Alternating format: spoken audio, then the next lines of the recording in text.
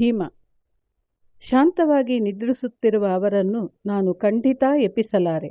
ನಿನ್ನಣ್ಣ ಬರಲಿ, ನಾನೇನು ಹೇಡಿಯಲ್ಲ, ಅವನನ್ನು ನಾನು ನೋಡಿಕೊಳ್ಳುತ್ತೇನೆ.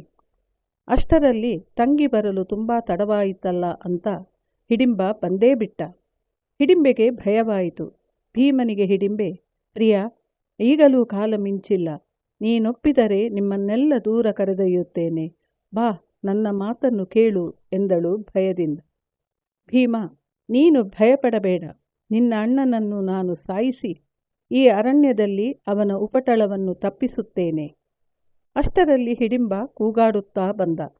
ಭೀಮ ಆ ಹಿಡಿಂಬನಿಗೆ, ಗಲಾಟೆ ಮಾಡಬೇಡ, ನಮ್ಮವರು ಮಲಗಿದ್ದಾರೆ ಅಂತ ಹೇಳಿ ಇವರಿಬ್ಬರ ಯುದ್ಧ ಪ್ರಾರಂಭವಾಯಿತು.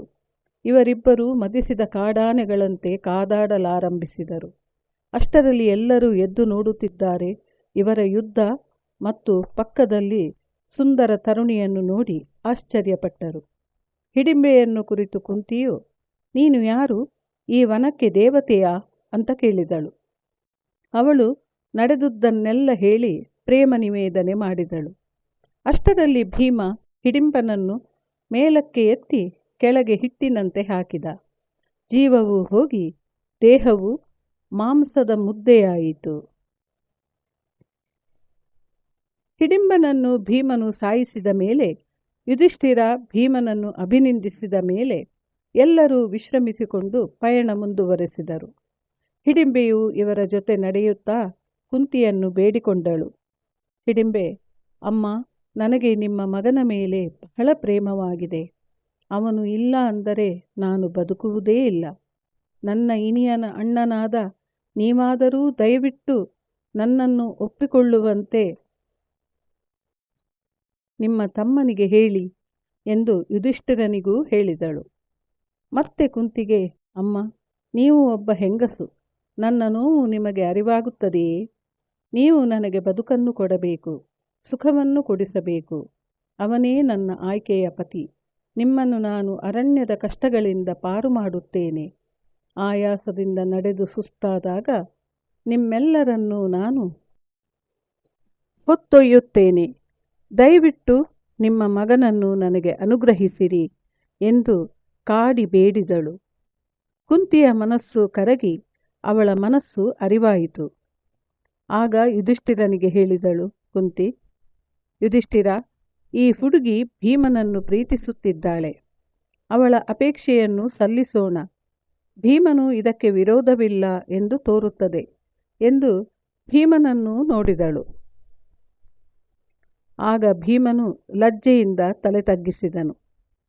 ಆಗ ಯುಧಿಷ್ಠಿರ ಭೀಮನನ್ನು ಕುರಿತು, ನೀನು ಏನು ಯೋಚನೆ ಮಾಡುತ್ತಿದ್ದೀಯಾ ಅಂತ ಗೊತ್ತಾಯಿತು. ಅಣ್ಣನಿರುವಾಗ ತಮ್ಮ ಹೇಗೆ ಮದುವೆಯಾಗುವುದು ಅಂತ. ಆದರೆ ಅಣ್ಣ ಒಪ್ಪಿದರೆ ತಮ್ಮ ಮದುವೆಯಾಗಬಹುದು ಅಂತ ಹೇಳಿ ಒಪ್ಪಿಸಿದನು. ಕೊನೆಗೆ ಹಿಡಿಂಬೆಯನ್ನು ಕೂಡಿ ಸಂಸಾರ ಹೂಡಿದನು ಭೀಮ. ಶಾಲಿವಾಹನ ಸರೋವರ ತಟದಲ್ಲಿ ಹಿಡಿಂಬೆ ಕಟ್ಟಿಕೊಂಡ ಪರ್ಣ ಕುಟೀರದಲ್ಲಿ ಇವರ ವಾಸವಾಯಿತು. ಅವಳೊಂದಿಗೆ ಭೀಮನು ಪರ್ವತ, ನದಿ, ಬೆಟ್ಟ, ಕಣಿವೆಗಳಲ್ಲಿ ವಿಹರಿಸಿದನು. ಅದೇ ಸಮಯದಲ್ಲಿ ವ್ಯಾಸರು ಭೇಟಿ ಕೊಟ್ಟು ಕುಂತಿಯನ್ನು ಕುರಿತು ವ್ಯಾಸರು, ಈ ನಿನ್ನ ಸೊಸೆ ಕಮಲಮಾಲಿನಿ ಎಂದು ಪ್ರಸಿದ್ಧಿಯಾಗುವಳು. ಅವಳಿಗೆ ಲೋಕೋತ್ತರ ಪ್ರಸಿದ್ಧಿಯುಳ್ಳ ಒಬ್ಬ ಮಗನೂ ಹುಟ್ಟುವನು. ಅನಂತರ ನೀವೆಲ್ಲರೂ ಏಕಚಕ್ರ ನಗರಕ್ಕೆ ನಡೆಯಿರಿ. ಅಲ್ಲಿ ನಾನು ಬಂದು ನಿಮ್ಮನ್ನು ಮತ್ತೊಮ್ಮೆ ಕಾಣುವೆನು ಎಂದರು. ಹೀಗೆ 7 ತಿಂಗಳ ನಂತರ ಭೀಮನಿಗೆ ಘಟೋತ್ಕಚ ಎಂಬ ಮಗು ಹುಟ್ಟಿತು. ಯುಧಿಷ್ಠಿರನಿಗಂತೂ ಮಗುವಿನೊಂದಿಗೆ ಎಷ್ಟು ಆಟವಾಡಿದರೂ ಸಾಲದಾಗಿತ್ತು. ಕೊನೆಗೂ ಅವರು ಹಿಡಿಂಬೆಯಿಂದ ಬೇರ್ಪಡುವ ಕಾಲವು ಬಂದೇ ಬಿಟ್ಟಿತು. ಇದು ಮುಂದಿನ ಭಾಗದಲ್ಲಿ ಮುಂದುವರಿಯುತ್ತದೆ.